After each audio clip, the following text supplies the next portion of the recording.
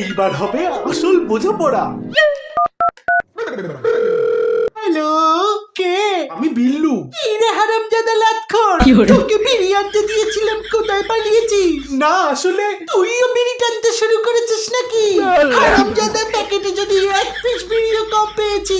দেখুন কাকু, আপনার ছেলে কিডন্যাপ হয়ে গেছে। তাহলে তুই আমার বিড়ি চুরি করেছিস? আরে আমি কিডন্যাপার, আপনার ছেলে বিল্লু আমার কাছে। আর আমার বিড়ি? এটাও আমার কাছে। কি জন্য ফোন করেছিস? দেখুন কাকু, খুব সস্তার ডিল, 10 লাখ দিন, ছেলে নিন। আরে গান্ডু, 500-600 টাকায় ওরম ছেলে গন্ডাখানেক পাওয়া যাচ্ছে। 10 লাখ টাকা তোকে দিতে যাব কেন?